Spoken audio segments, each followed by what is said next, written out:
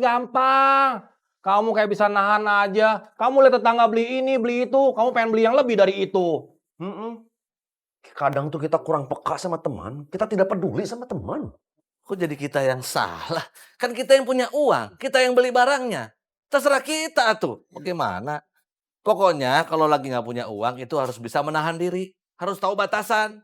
Kalau nggak yang bisa gila kayak si Tata. Coba kalau kalian semua ngikutin saya. Pasti udah pada gila itu.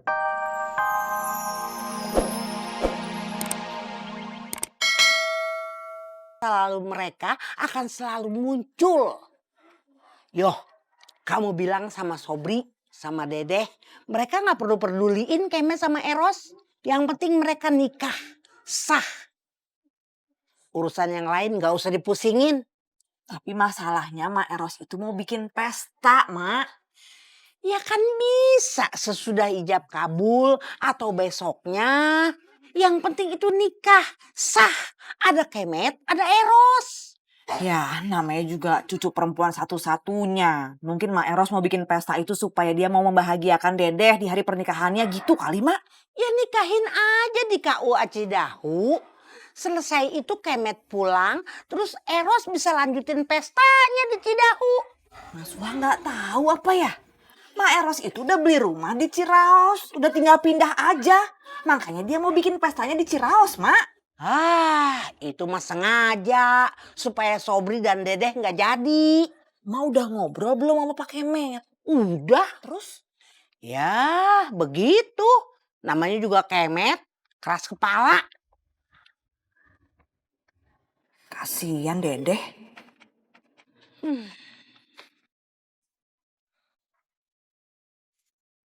Apa?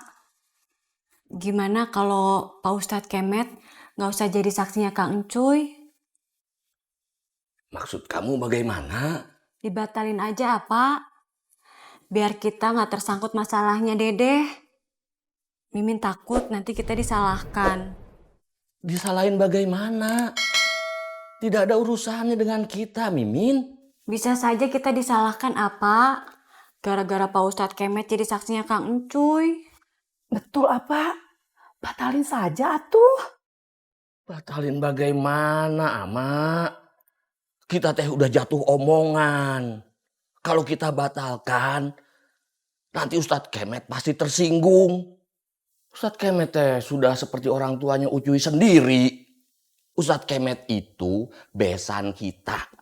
Kalau apa disuruh ngebatalin, apa nggak berani. Kecuali Ustadz Kemet sendiri yang ngebatalin, itu tidak apa-apa. Kalau apa disuruh pokoknya, apa nggak mau.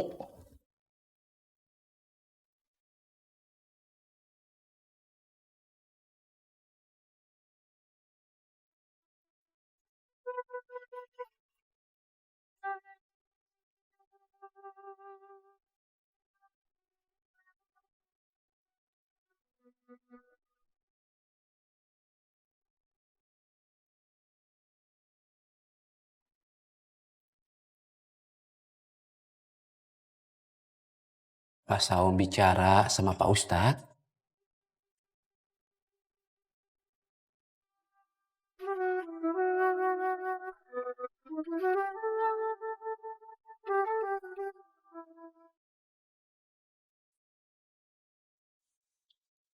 Nggak tahu sih ya, Ustadz.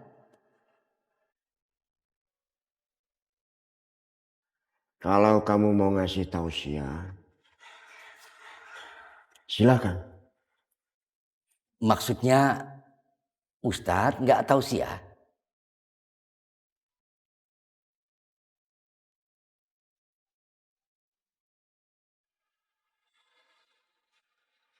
Besok saja.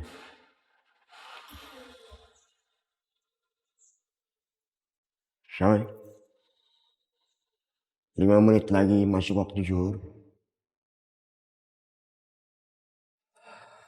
iya Pak Ustadz. Ya memang harus.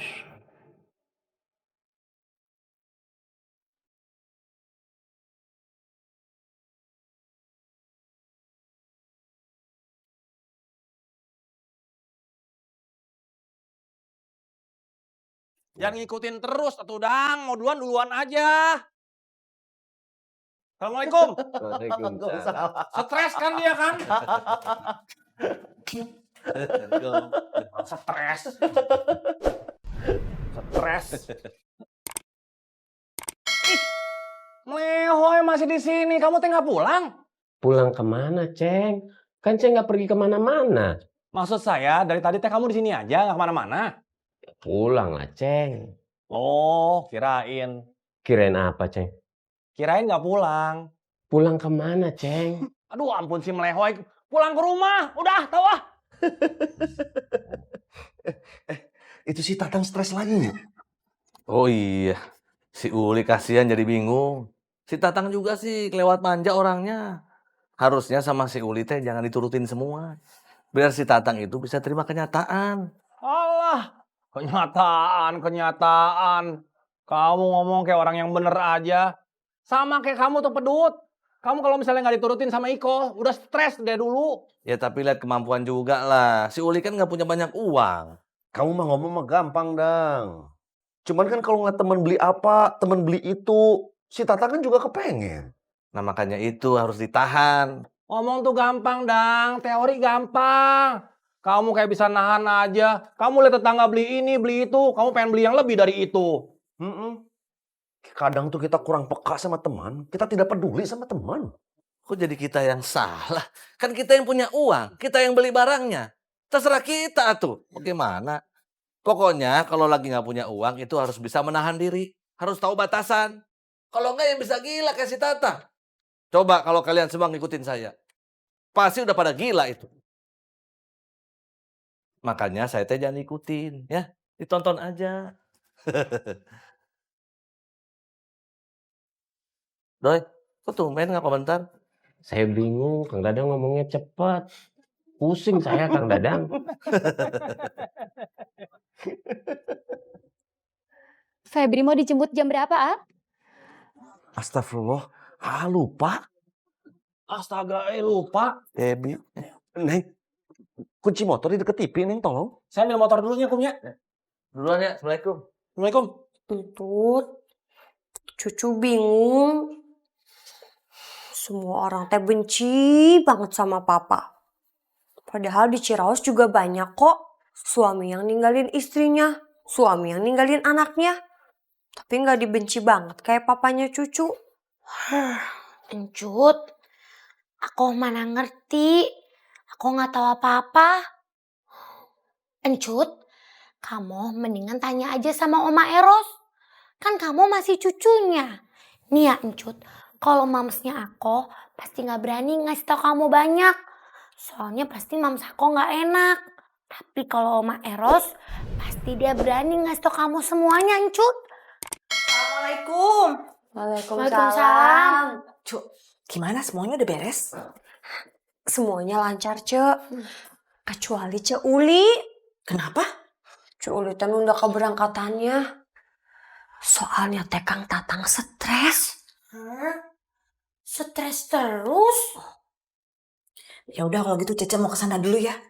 Kamu udah pada makan belum? Belum, Moms. Tapi lagi dipesenin kok sama Kang Encuy. Nanti kamu makan duluan aja. Mama kesana dulu ke rumahnya Uli ya. Yup. Assalamualaikum. Waalaikumsalam. Bye, Moms. Bye.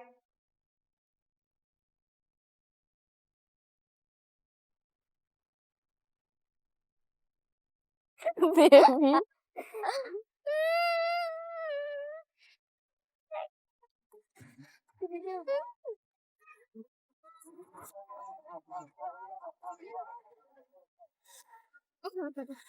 Pep, kamu teh kan pernah bilang kalau kamu gak bakalan deketin Edward lagi. Iya, emangnya kenapa? Kemarin kok kamu jalan sama Edward? Edwardnya yang ngajakin Febri jalan, kau. Kamunya jangan mau dong. Kamu salahin Edwardnya dong, jangan salahin aku. Kalau kamu gak mau, pasti si Edward gak bakalan deketin kamu, Pep. Ih, kamu manusuk dari belakang.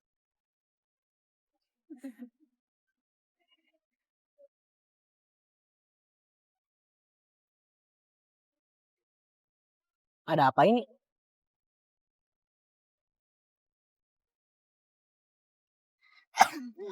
Udah biarin aja, Ward. Ward, udah. Ih, kamu mah nyebelin, Ward.